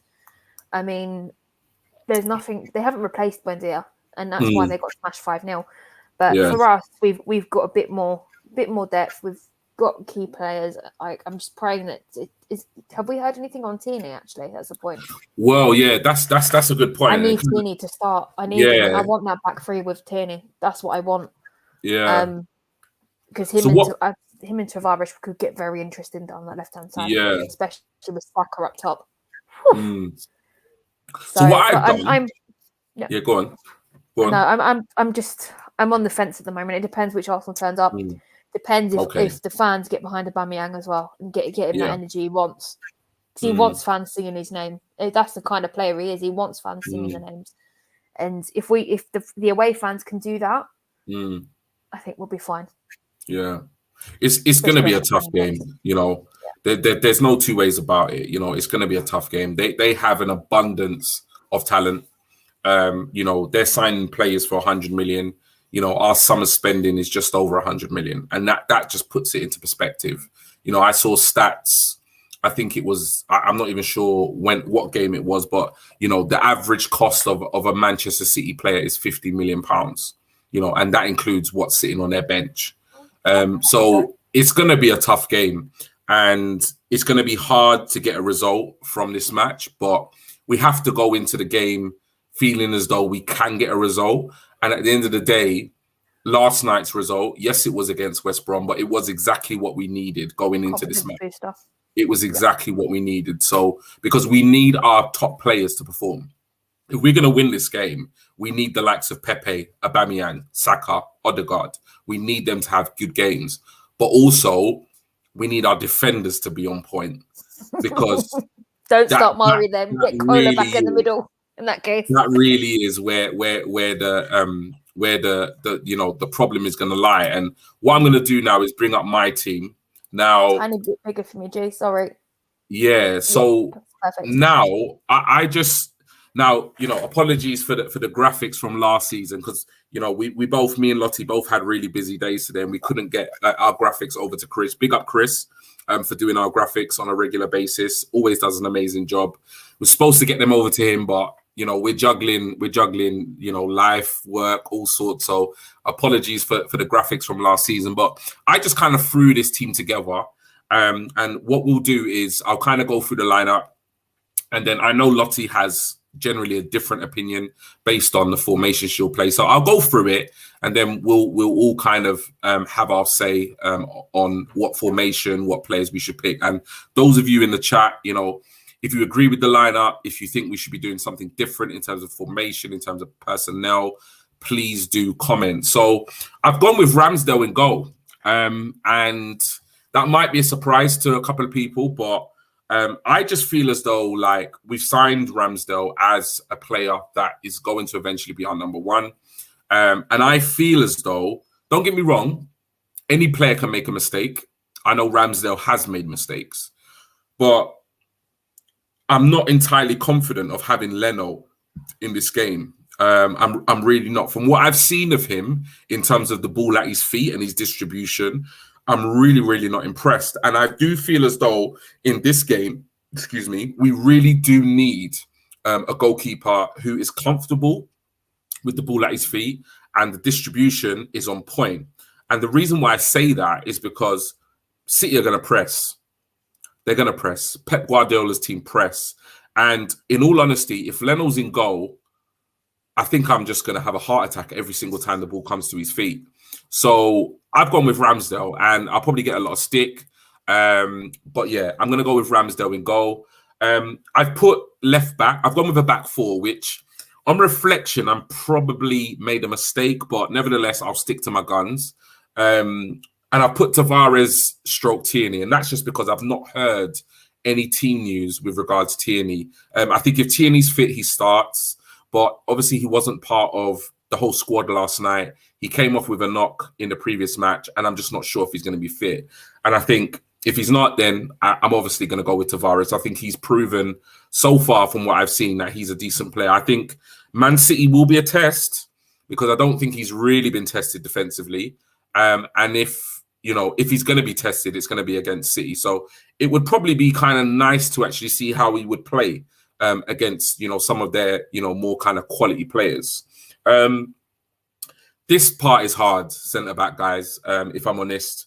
I've gone with Marion Holding, and it's simply because Ben White's out with COVID and Gabriel is in training, but I just don't think we'll be ready for this game. If it wasn't Marion Holding, it would be Ben White and Gabriel, and at least it would be Gabriel and Holding. I don't think Mari would be in the team for me just because of the two performances against Brentford and both City recently. Sorry, Brentford and Chelsea. He's looked a shadow of himself last season. And I think a time out of the team against the likes of City probably might do him some good. I've gone with Ainsley Maitland-Niles as right back. And that's simply because I know he's not going to play, but I just think he is our best right back. And I think all the stats prove that. So I have to pick who I think would do the best job at the right back position, to be honest, even though we all know this is not going to happen. In midfield, I've gone with Sambi and Xhaka because right now there are two best midfield options. Sambi was rested against West Bromwich Albion, and I think that's because he will play against City. And I think Xhaka is our second best midfielder, with obviously Partey being out due to injury. As much as I'm not too sure, as much as I have certain feelings towards Xhaka and his performances in big games and so forth, he is our second best option at the moment. And I would prefer him in the team than El Nene. I think he offers more than El Nene. So I would pick him alongside Sambi. In this team, there isn't a place for Smith Rowe. And again, I'll probably come under some criticism there, but that's fine. I just see Odegaard playing in that kind of number 10 role centrally. I think he's got more in his locker in terms of creativity. I think we're not going to have the vast majority of the ball. So I think when we do have the ball, we need a player that can pick out a pass and unlock a defense in an instant. And I feel, although I really, really rate Smith Rowe, I just think Odegaard's experience, his ability to kind of unlock a defense with a pinpoint ball, I think should get the nod over Smith Rowe for this match. As much as I'm not confident we'll get a result, I think it's really important if we could at least try and get a point, if not a win, off the back of the West Brom game. I've gone with the same front three from the West Bromwich Albion game. I think the front three played well. I think they were fluid. I think they were energetic. They were constantly making really positive runs, really positive play. And I don't see any reason why we should drop any of them. I know there are slight rumours that Saka may be limping after that late challenge in the West Brom game. But I haven't seen any kind of official team news come out that he is struggling. So for me, he starts. And I quite like, Pepe, Saka and Aubameyang, what they did against West Brom. So I'm going to stick with them. So yeah, that's my team. And that's kind of the reasons why. Lottie, I'll bring you in at this point. In terms of, obviously, this team, my team, I'll leave it up so you've got that. You can kind of see it. Would you do anything differently in terms of formation and personnel? Well, I at the moment, I still like my idea of my back three. Mm-hmm. I'd obviously have Tierney, Holding, and Maitland-Niles in the back. Well, not Maitland-Niles in the back three. I'd have to put White if he was available in there. Yeah. And then obviously my wing backs would be Tavares and Maitland-Niles. Mm-hmm. But other than that, completely match. The rest of my team matches yours, doesn't it? Really? Yeah. I mean, it just works. It's just a defense. The keeper's the same. But yeah. I'd change to a back three and then have the wing backs. It's yeah.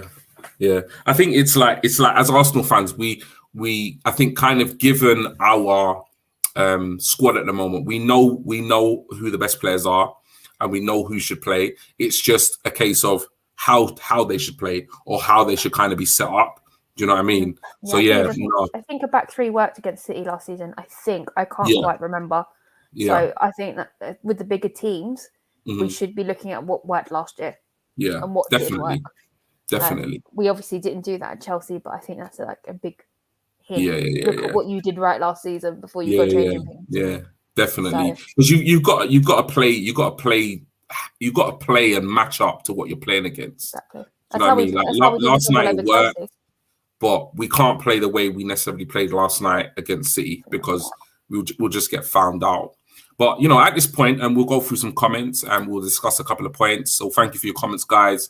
Man City should be scared. If Arsenal play without fear, we might have a chance. We may even enjoy our defeat. Yeah, well, because you know what? I think you know what, with Arsenal, it all depends on what Arsenal turns up. I honestly believe if Arsenal turn up and perform, we will be competitive. Like we can't deny how good they are individually and as a team. But at the end of the day, a lot of it is to do with Arsenal's demeanor and attitude going into the game. So, you know, if we turn up, we're competitive. If we don't, yeah, we're gonna get taken apart. It's all about the headspace. It's all about the headspace. Even when they were doing like the line as they came out and they do all like the team poses and things, you could see that their heads were in the game. Most of the time, they're just looking around going like that, and you think, oh god, here we go again. They're not concentrating. But they actually look like they had their heads in the game for West Brom. I'm just hoping that can be a bit more consistent. Yeah. No, definitely. And Calvin Crane here, liking the positivity of the channel. I think we have every right to feel we have a chance. Definitely. You know what? And you know what? You know, Calvin, you know, we're not always positive. We're not at all. But we try to be as positive as possible because there is a lot of negativity floating around Arsenal. And it's not just a case of jumping on the same bandwagon and just saying, you know, what everyone else is saying. We've all got our own opinions, you know, on Arsenal, etc., etc. But at the end of the day, you know, nobody wants to tune in and just hear me and Lottie absolutely slating the team, you know, from top to bottom. If that's what's needed, it will happen. But if we can be positive about a 6-0, if you can't be positive about a 6-0 victory, then when can you be positive? Exactly. Do you know what I mean? Come on, you know. So I thank you for your comment, and definitely, you know what? Like you said, we do have a chance. At the end of the day, if the Arsenal we know turns up, we have a chance of getting a result. David, everyone has to play well, maybe a bit of luck as well. 100%, I agree with that. We need the refs to be on our side as well. Mike Mosley, good evening. We have to defend from the front. Okay. It will be a tough match, but I'm mentally ready. I also have a great psychiatrist on hand. Antonio, you need to give me that person's number on Saturday. Depending on the school, yeah? I hope they can do video chats. Wheezy J, we are going to come to that actually. And you know what? That's something I've not actually got. Well, I'll come back to that later. But yeah, G, you know my predictions. I just don't see them even getting through their defense. No problem. We'll come back to obviously your prediction a little bit later in the show, Wheezy. Calvin, with City not having a number 9, it will work better for our main frailty. 2 possessions aside, it could be a lower scoring game. And I agree. They don't have the same kind of focal point that a Chelsea did with Lukaku.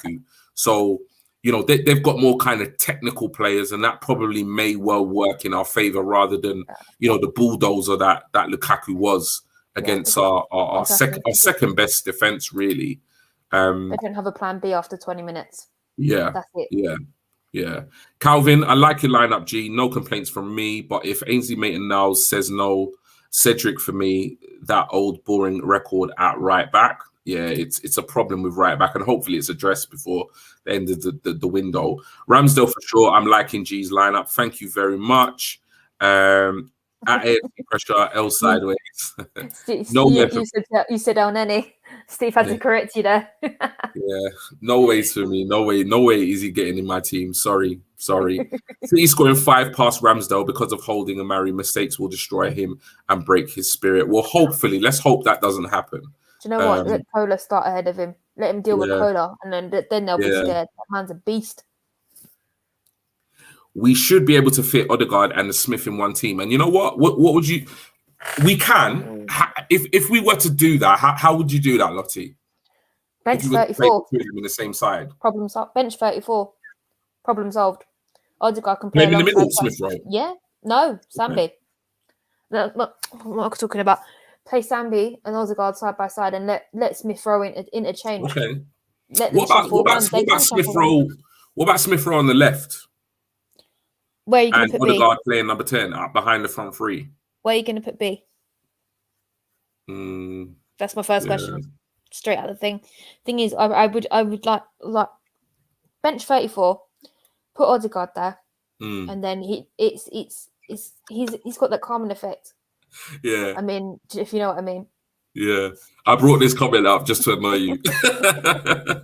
That's a fishing line. Masterclass, Lottie.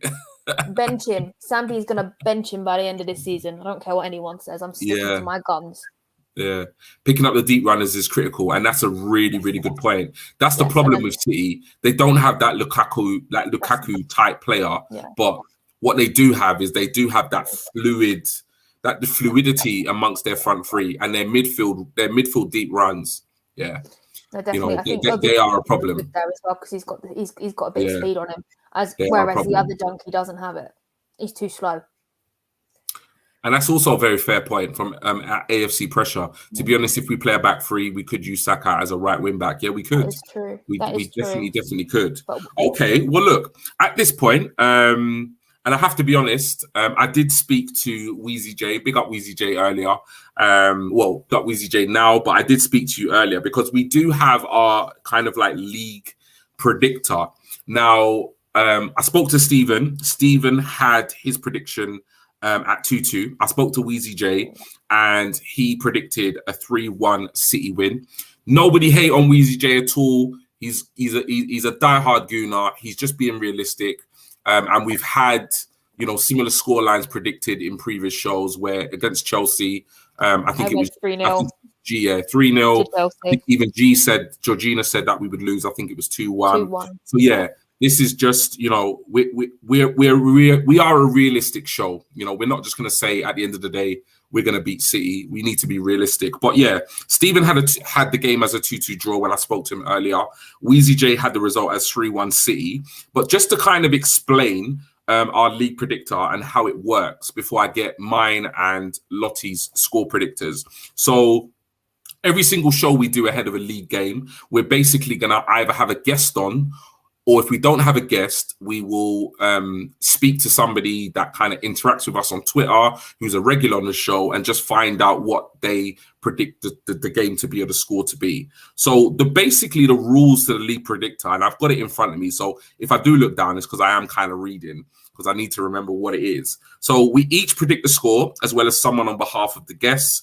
As we don't have a guest, I spoke to obviously Jay earlier, aka Weezy J. We can all predict the same score. So that's something I didn't know. So I can also predict 3-1 City. Lottie could also say 2-2, as Stephen did say. In terms of the guests or a fan that we've spoken to, if you get the score right, you get 3 points. If you get the result right, but the score wrong, you get 1 point. If you get the result wrong, you get 0 points. And basically, after the last 2 rounds, Stephen and myself are at 0 points because we've not either got the result or the score line correct. Lottie and the guests, so Lottie, Stephen and G versus the guests. Lottie's got a point, and obviously guests have a point also. So what basically happens is once we get a score prediction from either a guest or somebody that we've spoken to before the show, Stephen will place a £1 bet. He will give us the odds of that result, and obviously, as a Cannon Chatter team, we pay for the bet, the £1 bet. And if the actual money comes in, it goes to charity. Okay, so it's not something, we're not asking for money from anybody that views the show. It's just kind of something friendly, a little bit of competition. And obviously all the proceeds or any money that we do get from the bet actually goes to charity. Now, I didn't actually speak to Stephen after I spoke to Weezy J. I've got an update on that. You've got an update. What is the update? The odds are, it's for Weezy J, it's 9-1. Okay. For Man City to win 3-1. Is that 10 quid back then, right? Yeah, that would be £10 back. So Weezy J, if Man City beat us 3-1, let's hope it doesn't happen. But at least, you know what? If it does happen, then we put £10 towards some charity to a good cause. But yeah, so obviously, guys, put in your score predictions in the comment, in the chat. I'll come to you first, Lottie. Obviously, Stephen's saying it will be a 2-2 draw. Weezy J's got us losing 3-1. How are you feeling? What are you thinking in terms of scoreline? Do you know what? I feel like there's going to be a cheap goal giveaway due to Pablo Mari. Can you go 2-1 Arsenal? 2-1 Arsenal. Yeah, 2-1 Arsenal. Feel it. Yeah, you just feel that vibe, yeah? 2-1 Arsenal. Yeah, Aubameyang. It's got to be Aubameyang. Aubameyang and Bukayo. And B, I should say. Yeah. B and Aubameyang to score. Yeah, okay, no problem. Well, you know what? I'm going to go 1-0 to the Arsenal. I'm going to go 1-0. I'll probably get this completely wrong, but I'm going to go 1-0 to the Arsenal. Depending on wherever you feel yeah, I'm just going to go 1-0 to the Arsenal. The Chelsea win, do you know what I mean? I really am. So, we've got our score predictions here. Obviously, ping your score predictions in the chat box. And at this point, we haven't got too much longer left for the show, but we'll go through some of the comments. So Mike, I just hope we don't give up an early cheap goal. And yeah, how we start this game is going to be crucial, like absolutely crucial. Like we're playing away from home. If City come out all guns blazing like they usually do, we can't concede an early goal because I feel as though if we do, it could get ugly. We need to start the game well. We really do. Georgina, just glad we are getting City away out the way before Ronaldo joins. G, do not say it about tomorrow. You've said it once to me already. Don't say it.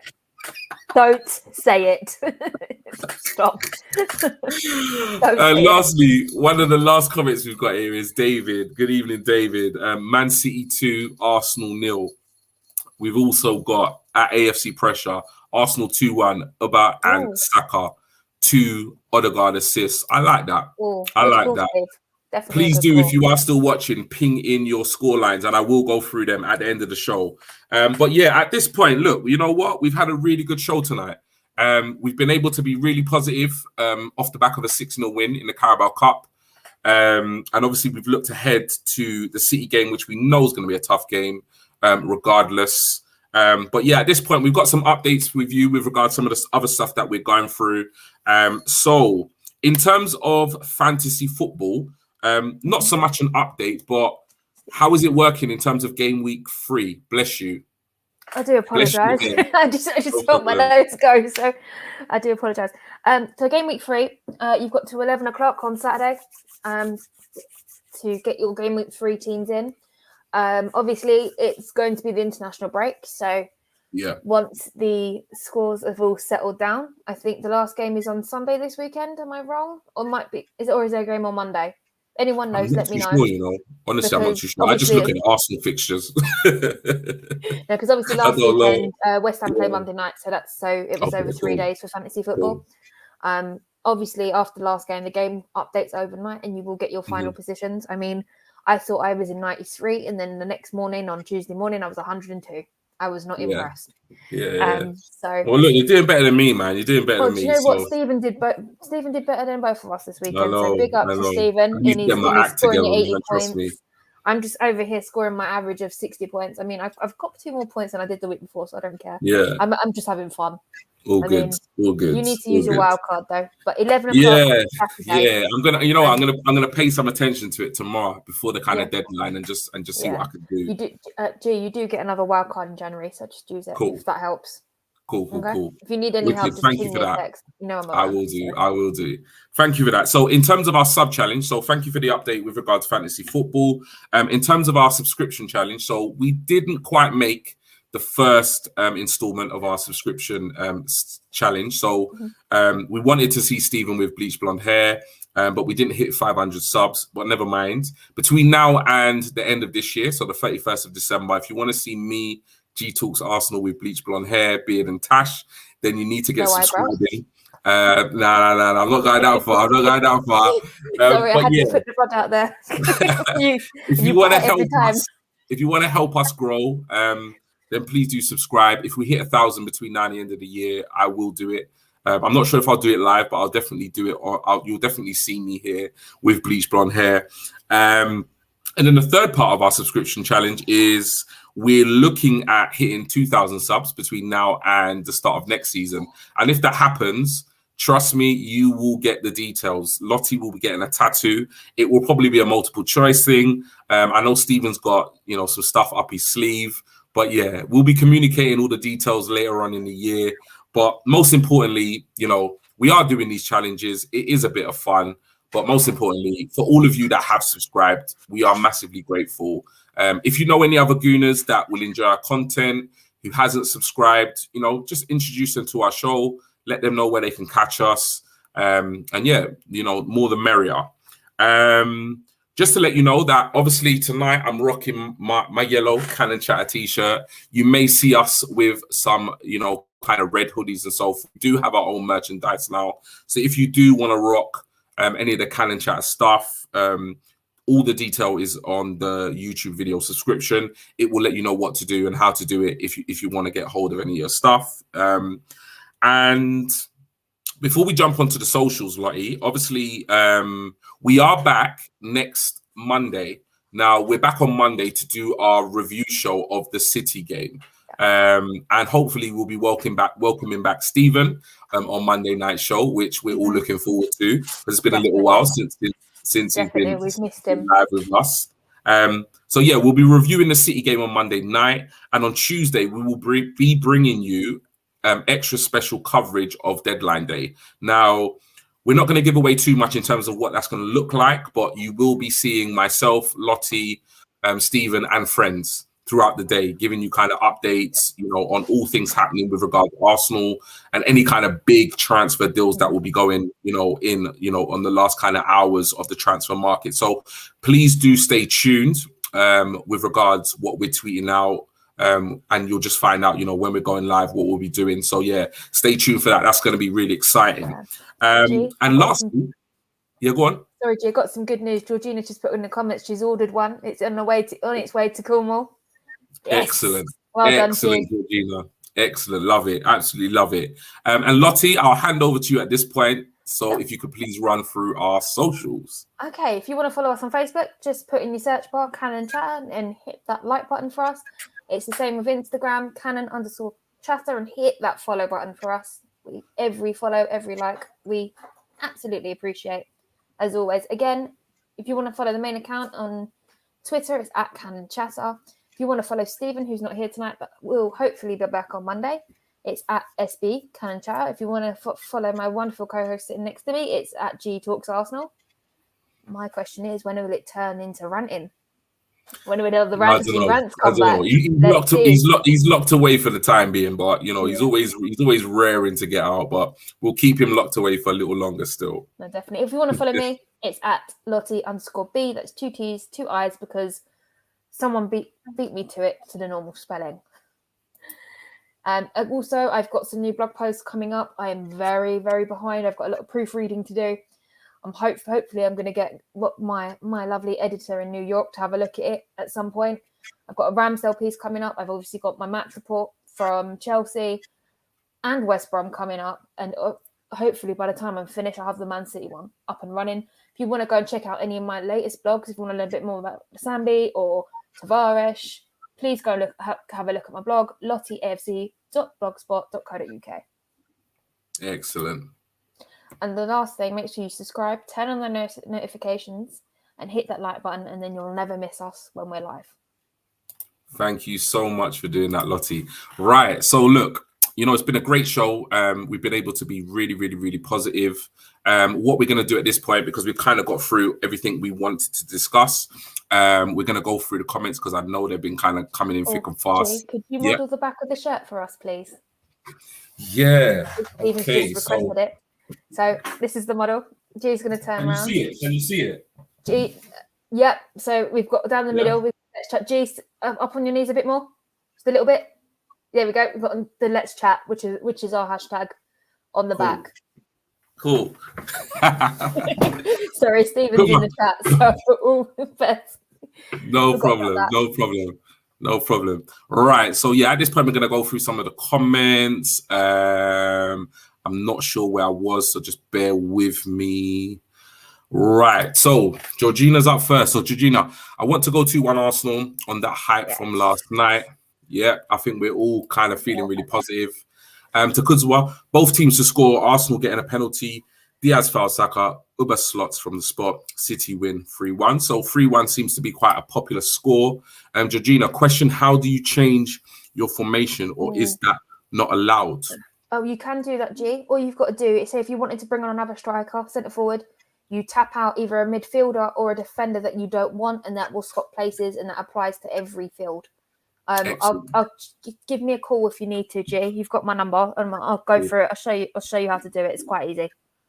Cool. Thank you for that, Lottie. David, at Georgina Shakes, once you switch players, formation changes automatically. Excellent. Thanks for the update, David.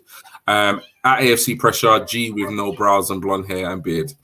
Steve's I'm just going to scroll past that comment, yeah? He's got my back tonight. David, how many subs do you have at the moment? You know what? I think Stephen gave me an update. 295. 295. So, I've just remembered. Sorry, I really do apologise, G. We have finally hit 10,000 views. Stephen texted us earlier. So we've hit 10,000 views. Thank you for everybody that has tuned in. Yeah. We really do appreciate it. No, we do. We do. We are at 295 subscribers, and we wouldn't be here without you. So please keep 100%. Coming back. We appreciate it. Listen, when obviously, Stephen and I started this, we just thought to ourselves, whatever happens, we're just going to do it because we're gooners and we like chatting to football. Obviously, we brought you on board, and, we are, I think sometimes people will assume that, we just do these lives. We talk every single day. Yeah. Like me, Stephen and Lottie talk every single day. I don't think there's a day that goes by where we're not WhatsApping each other, we're not communicating. Like, it's more than just we jump on these lives and have conversations. So, and we massively really do appreciate all the support we get in terms of likes, subscriptions, but just the kind of general interaction that we get on Twitter. Because it's not all about just subscribers and so forth. It's just about just the kind of general relationships that we're building with those of you that are watching our shows regularly. So I just have to echo what Lottie said, massively appreciate all your support. So thank you. Massive thank you to you guys. Next, we've got Georgina. Oh, does it? Thanks, David. No problem. Mr. Sparks 1886. Sorry, I'm late. I was giving United fans crap on Twitter. You know what? That's a good reason to be late. That's a good excuse. That's a good reason to be late. Don't worry about it. No need to apologize. Georgina, one is on its way, as you said, Cornwall, as we speak. So glad you've got the T-shirt, and we'll have to get you on at some stage rocking that T-shirt.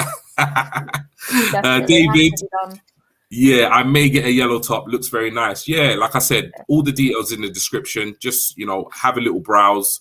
And it just explains what you need to do in order to get yourself one of those. Wheezy J, I'd have Sky Sports on the TV at work, then have you guys on my phone on Tuesday. Job done. Absolutely love it. Russ, thanks guys. Thank you for tuning in. Cannon Chatter TV. Oi, G, turn around to show the back. I did it. I modeled it. Hopefully you guys saw it, even though I've not been to the gym recently, so my legs were hurting a little bit. I can't lie. If I'd have known that, I would have given you a kick out the backside. Nah, I've fallen off recently, man. I need to get back into it. Here's me squatting 57.5. Come on, you got to catch up. Oi. All right. Big 60 this week. Can't wait till tomorrow. I'm gonna fix up. Yeah. David, thanks for your show. Really enjoyed it. Look, David, we really enjoy you coming on. So yeah, just keep tuning in to Kudzwa. Good show, good content. Thank you so much, and really nice to have you on for the first time. So appreciate your support here. Mr. Sparks 1886. Head says 3-1 City. Heart says 1-1. I think we're all a little bit like that. Congrats, fam. Thank you so much at AFC Pressure. Calvin, hard work pays off. Well done. Yeah, you know what? Hard work pays off, but your support helps us along the way. So massively appreciate it. Would people like us to set up something like a Discord room or Twitter group for chat? Yeah, let us know. If that's something that you guys would like, then definitely let us know. At AFC Pressure, yes, Stephen, there we go. We've got Takuzwa Twitter group, yes. So it seems like there's interest there. Georgina, absolutely love talking to you guys. Fantastic. Calvin, hey, try the Twitter audio thing. Yeah, I've seen this. I'm looking to do in Spaces. I've seen this, but I've not actually tapped into one, and I've not actually done one myself. But yeah, that's definitely something. Speakers and things. I was thinking of maybe start doing one of those for us, maybe once a week, and then everyone can join and we'll sort out speakers and things. So I'm definitely looking into that. Okay, cool. Yeah, so guys, watch this space with regards to Twitter chat and the spaces. At AFC Pressure, G, your legs hurt because Cannon Chat are carrying the fan base. Oh, yes. Love it. Yes. Absolutely love it, man. You know what? That's the best way you could have actually put it instead of just saying I'm unfit. So I love that. Absolutely love it. Oops, I think I went all the way to the bottom. You just need to go back up. 1, 2, 3, 4. Yeah, there we go. No problem. Apologies, guys. You're welcome. No problem at all. Mr. Sparks, the Twitter audio isn't fantastic, to be honest. I've not done it, so we'll definitely look into it. I've dropped into a couple, and like there's lots of people that can just tap in and listen. Yeah.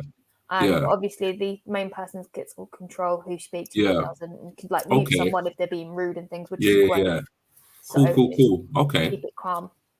And Takuzwa, you know what? I'm new, but I'm definitely coming back. And that's what we love to hear. It's been a pleasure actually having you, kind of commenting and stuff like that. And shout out to Lottie, because she very observantly knew it was your first show. And, that's it's a beautiful thing. So thank you for tuning in and welcome you back anytime. David, I've not come across Twitter audio before. Again, it's not something I'm massively familiar with. Mr. Sparks, better off using Discord. And David, some kind of chat would be great if possible. Excellent. Well, look, you know what? It's been a really positive show. We've looked back at the West Brom game, which was a 6-0 convincing victory. We look ahead to the City game at this weekend, which we know is going to be a tough test. I don't know what happened then. My laptop just literally went black. I don't know what happened. You're good. We still can see you. We can still hear you. We're all good. Cool. Good. But any last words? Obviously ahead of the City game, and even going towards the end of the transfer window on Tuesday. Come on, you Gunners, and we'll see you Monday and Tuesday. Good morning, good afternoon, good evening, wherever you are in the world, and enjoy the rest of your day, night, even if you're watching this back. Definitely. No, and I can echo every single word you said. And you know what? As soon as I come off this live, I'm going to look for you, Takuzwa, and I'm going to follow you. If I can't find you, please do try and find me. G Talks Arsenal, really easy to find. I've got his account up. You can just excellent. Who I'm following. It should be at the top. So. We will definitely follow each other after this show. I can guarantee you that. Leave it with me, and we will get something set up hopefully next week after deadline day. So there you go. The people have spoken. Stephen, myself, and Lottie, we're on it. David, no problem. Thank you. And Takutwa, sure thing. So we're going to make that happen. So look, guys, it's been an amazing show. Feeling really positive. Obviously, only time will tell, how positive we ought to be given the City game. But look, we go into the match optimistic, come what may, whether we win, lose or draw. The most important thing is really and truly, we're Gooners, and we're going to support the team regardless. But let's hope that when we return on Monday night, we will be, celebrating at least a point, if not a victory. So good night from me, G. Good night, everybody. Keep smiling. We're on cloud 9 till 12 o'clock Saturday. Take it easy, bye. Take it easy, guys. Bye-bye. Bye.